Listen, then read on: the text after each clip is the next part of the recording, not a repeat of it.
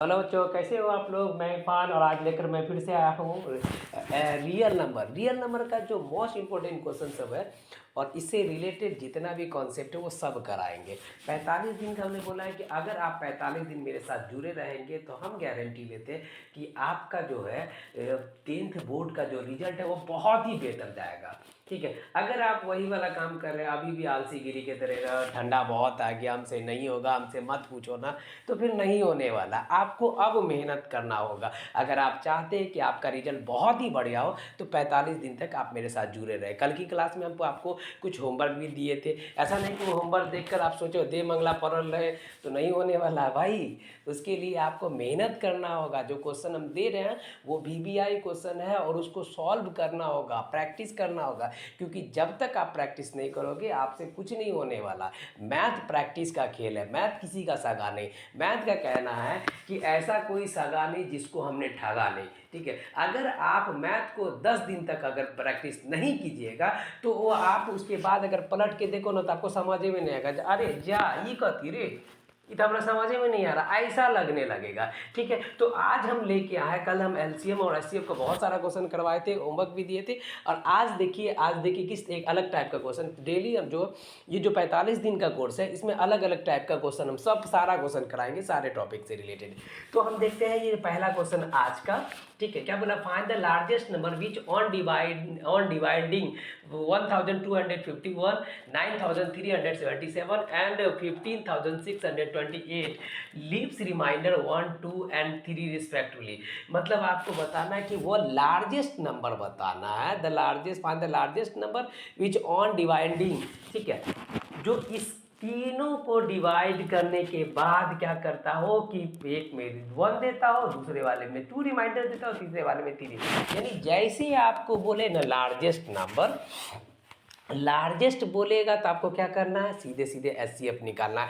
तो हम इन सब का HCF निकालने से पहले हमको क्या करना पड़ेगा, सबसे पहले हमको सब्ट्रैक्ट करना पड़ेगा ये वाले नंबर में से 1, ये वाले में से 2 और ये वाले में से 3। देखिए तो हम क्या करते हैं, ऑन सब्ट्रैक्टिंग क्या करेंगे, तो इसमें से 1 सब्ट्रैक्ट कर दीजिए तो ये आ जाएगा, कहाँ गया जी, ये आ जाएगा आपका 1250, ये आपका 1250 आ गया। ठीक है, ये 9377 है, इसको डिवाइड करने पर रिमाइंडर कितना बच रहा है, 2 बच रहा है, तो 2 सब्ट्रैक्ट कर दीजिए, वो बचेगा 9375 बचेगा।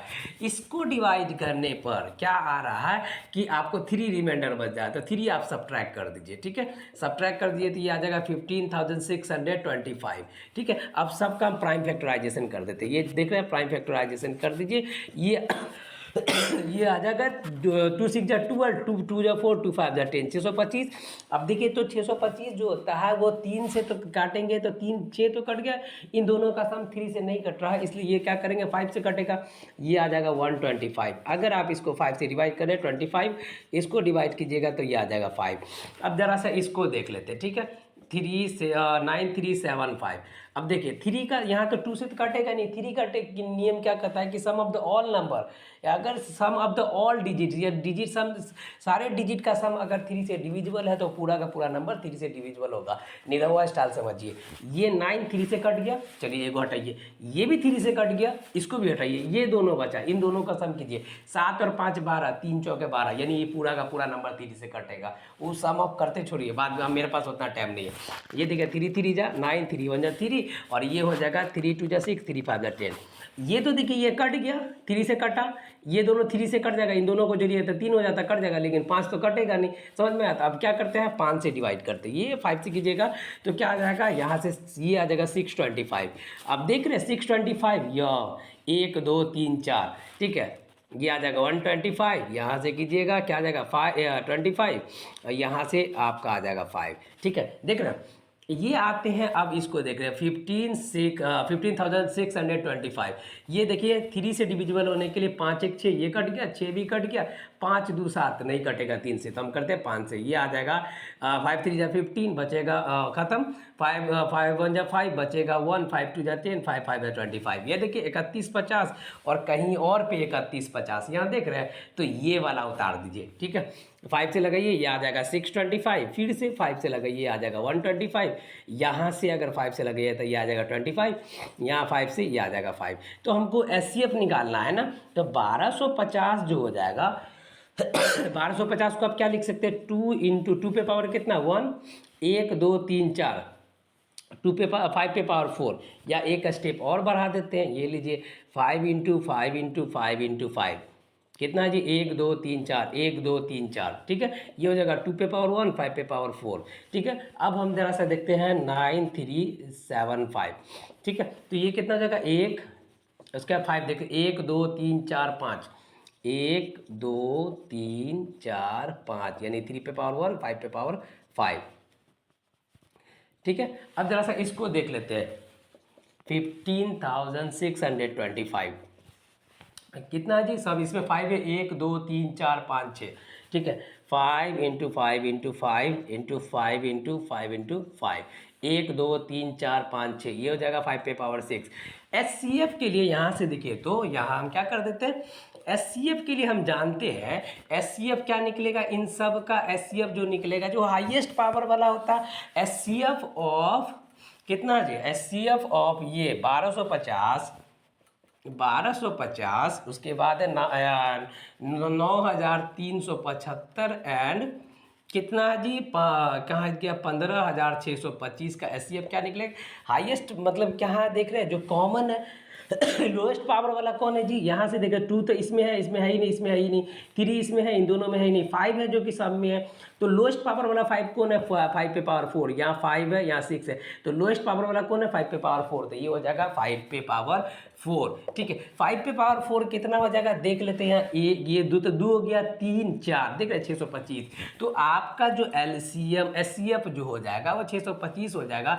Hence the largest number is 625, ये आपका लार्जेस्ट नंबर हो गया। ये आपका क्या हो जाएगा, लार्जेस्ट नंबर हो जाएगा, जो कि इन सब को डिवाइड करने पर इसको इससे डिवाइड कीजिएगा तो रिमाइंडर इसमें 1 बचेगा, इसको इससे डिवाइड कीजिएगा, इसमें अगर इससे डिवाइड कीजिएगा तो रिमाइंडर 2 बचेगा, इसमें अगर इससे डिवाइड कीजिएगा तो रिमाइंडर 3 बचेगा। ये रहा आपका पहला सॉल्यूशन, ठीक है। अब आते हैं हम दूसरे सॉल्यूशन पे।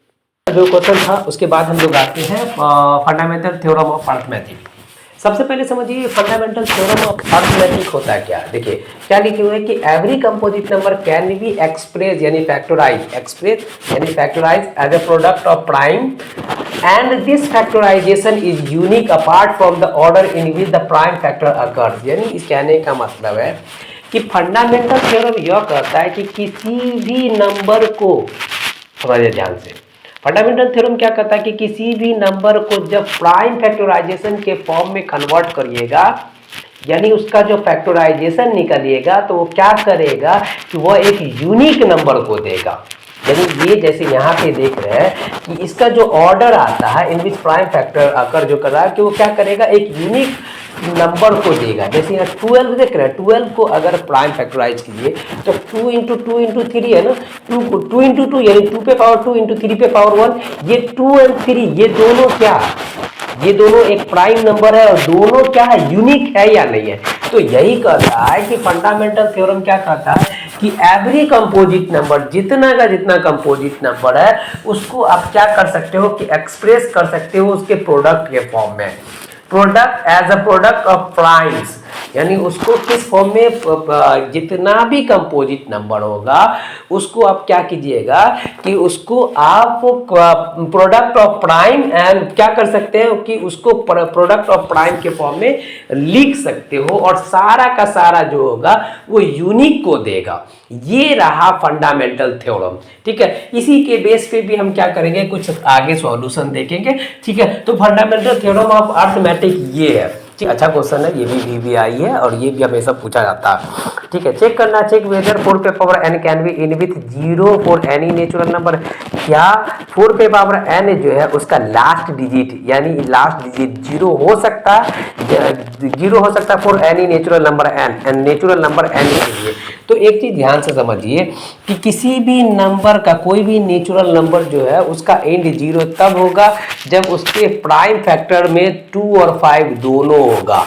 अगर 2 और 5 में से दोनों में से कोई एक है तो उसका एंड जीरो पे नहीं हो सकता। तो यहाँ पे हम लिख लेते हैं एनी नेचुरल नंबर, ठीक है, any natural number and with zero, ठीक है, end with zero if they contain, if their factor must contain, if their factor must contain, ठीक है, 2 and 5 both, ठीक है, क्या हो जाएगा 2 and 5 दोनों को क्या करेगा, कंटेन करेगा। यहां से देख लीजिए ये है, ये होना ही चाहिए कि किसी भी नेचुरल नंबर का एंड जीरो तब होगा जब उसका फैक्टर क्या करेगा, 2 और 5 दोनों होगा, उसके फैक्टर में 2 और 5 दोनों होगा। तो यहां से हम देख लेते हैं गिवन क्या है, given an is any natural number है, नेचुरल नंबर है, ठीक है। लेट हम क्या कर लेते हैं, लेट 4 पे पावर n इक्वल टू क्या हो जाएगा, 4 को हम क्या कर ले, 4 पे पावर n दिए हुआ, तो इसको हम क्या लिख सकते हैं, इसको ऐसा लिख सकते हैं 2 का square whole power n equal to, ऐसा लिख सकते हैं 4 पे पावर n, 4 मतलब क्या होगा 2 का स्क्वायर होल बाय स्क्वायर कर देते हैं, तो ये हो जाएगा 2 पे पावर 2n। यहाँ से देखिए तो हम लोग यहाँ से देख रहे हैं क्या है कि ये 2 पे पावर 2n है, यानी 4 का अगर फैक्टर आप करते हो तो क्या आ रहा है, 2 आ रहा है ना, इसमें 5 है ये नहीं, तो हम लोग जानते हैं, यहां से लिख दे we, but we know that, वही वाला लिख देते, वी नो दैट, ठीक है, एनी नेचुरल नंबर, ठीक है, any natural number and with zero if there factor must contain 2 and 5 both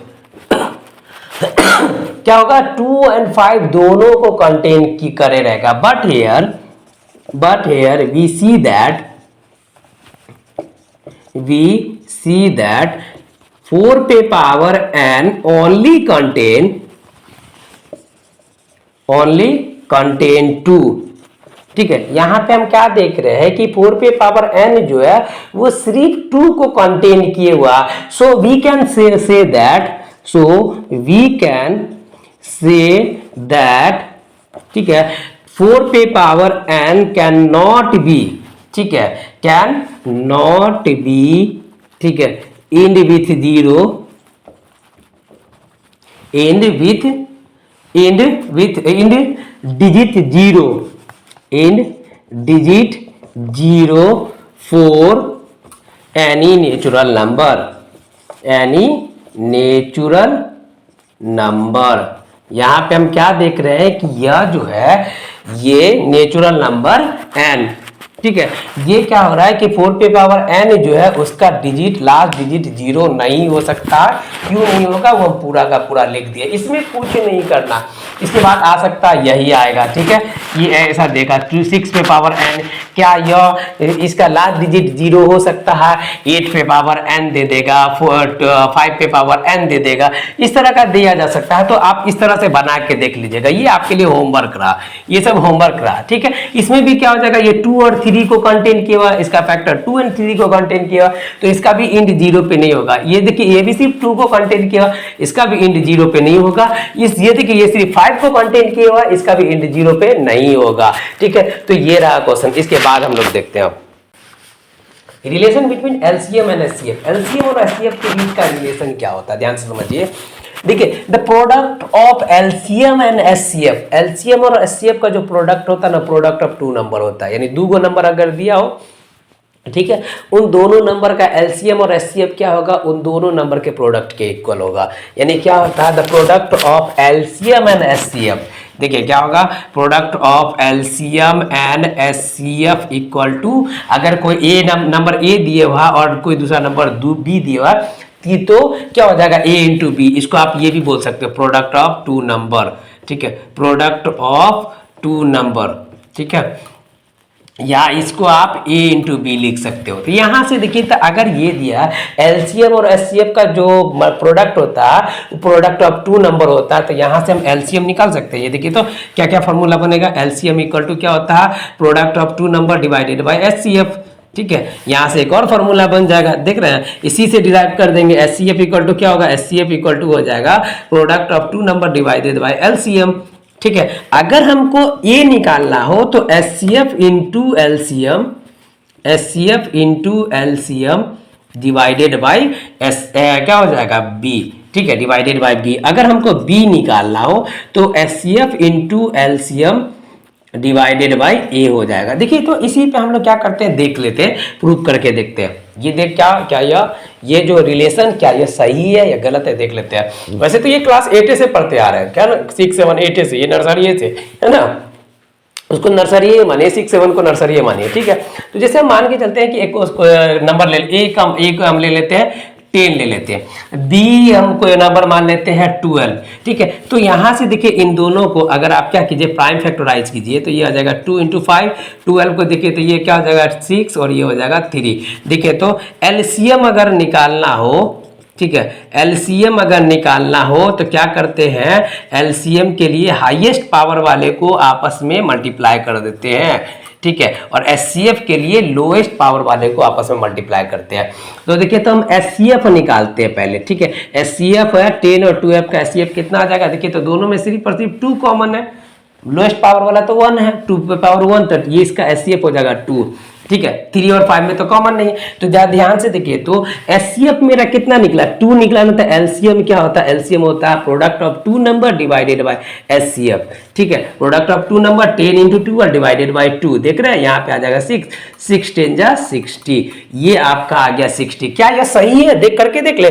देखिए, तो यहाँ से हम क्या बोले हैं कि अगर ये तो हमको फार्मूला दी है, फार्मूला से अप्लाई किया ना, अगर हम अप्लाई करके देखते हैं ऐसे, तो हम क्या करते हैं कि 10 और 12 जो है इसका एचसीएफ एलसीएम निकालने के लिए हम हाईएस्ट पावर वाले को आपस में मल्टीप्लाई करते हैं। तो हाईएस्ट पावर वाला कौन है, 2 पे पावर 2।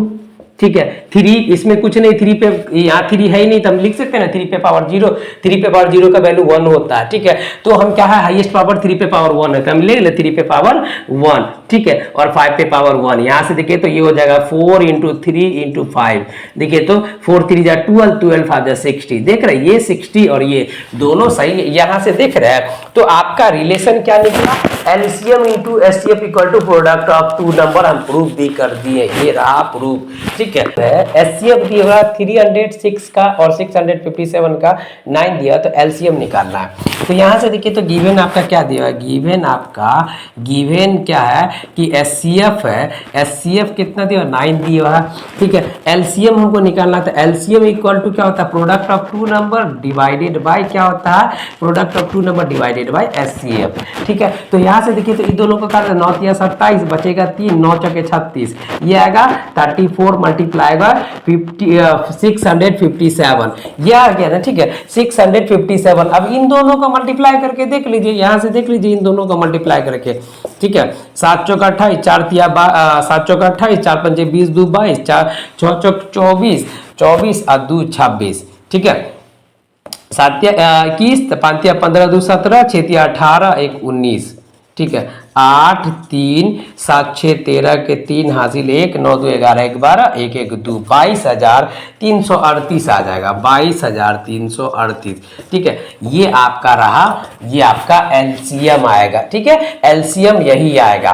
ठीक है, ये आपका एलसीएम आ जाएगा। तो ये रहा आपका क्वेश्चन। ठीक है, सबसे इंपॉर्टेंट क्वेश्चन है, इसको आप 3 लगा ही दीजिएगा। ये क्वेश्चन क्या बोल रहा है कि let A and B be the two positive integer, A और बी क्या, कोई 2 पॉजिटिव इंटीजर है, such that A equal to P Q, Q पे पावर 4 है, ए का वैल्यू है पी क्यू, क्यू पे power 4, and B equal to P square Q cube है, बी का वैल्यू क्या, P square Q cube, where P and Q are positive, P and Q are prime number, जहाँ P और Q क्या है, prime number है, उसमें भी HCF of A and B दिया पी पे पावर एम इंटू क्यू पे पावर एन, एलसीएम दे दिया ए एंड बी का पी पे पावर आर इंटू क्यू पे पावर एस। तो आपको क्या करना है, M plus N into R plus S का प्रोडक्ट निकालना है। तो सबसे पहले हम क्या करते हैं, देखते चलिए ध्यान से, हम क्या करेंगे सॉल्यूशन में। ठीक है, इसको वीवीआई कर लीजिएगा, ट्रिपल स्टार लगा दिया है। ठीक है, ए का वैल्यू क्या है, ए का वैल्यू है पी पे पावर 3 इंटू क्यू पे पावर 4, बी का वैल्यू क्या है, पी स्क्वायर इंटू क्यू पे पावर 3।